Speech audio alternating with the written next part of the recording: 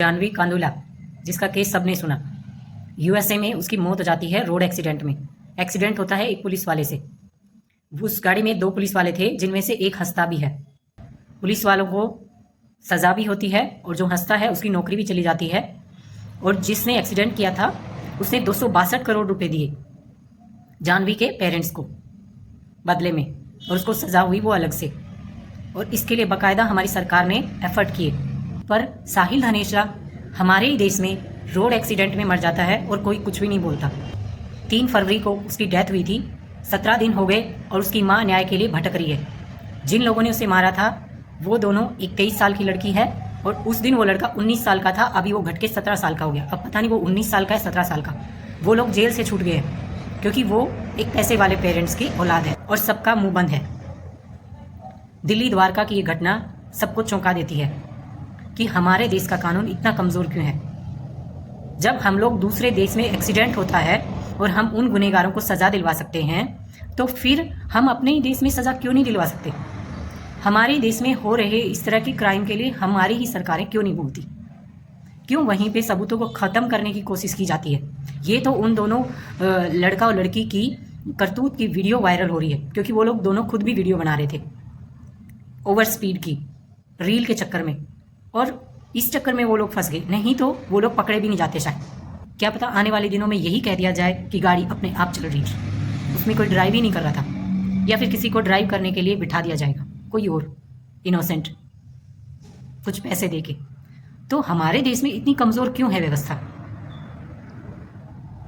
हमारे ही देश में न्याय क्यों नहीं मिलता। साहिल की मदर को पैसे नहीं चाहिए, जस्टिस चाहिए ऐसे लोगों के खिलाफ, क्योंकि गाड़ी के ऊपर 13 केस का चालान कटा हुआ है ओवर स्पीडिंग का। और ये ओवर स्पीडिंग किसी और की नहीं की हुई, उसी लड़के की हुई है। उसने निकला बाहर, 2 बहन भाई और एक बच्चे की जान ले ली और एक माँ की सारी दुनिया उजाड़ दी, जिसके पास जीने के लिए कोई मोटिव नहीं है। अभी वो पहले से विधवा औरत है। जब उसका बच्चा छोटा सा था तब उसके फादर की डेथ हुई थी और उसका सिर्फ एक ही सहारा था। उसके पास कोई सहारा नहीं है। कैसे जिएगी पता नहीं। आप लोग सोच के देखिए, उसने अपना बच्चा भी खोया है और वो दर दर की ठोकरें भी खा रही है और वो सबके सामने हाथ भी जोड़ रही है कि मेरे बच्चे को न्याय दिलाओ। क्यों भाई, 17 साल का हो चाहे वो 7 साल का हो, अगर वो गाड़ी चला सकता है तो फिर उसको सज़ा क्यों नहीं हो सकती। ये कानून बदलना ही चाहिए, क्योंकि उसे जान से मार देता है और उसे बच्चा कह के छोड़ दिया जाता है। अरे बच्चा है तो बच्चे की तरह रहना चाहिए फिर।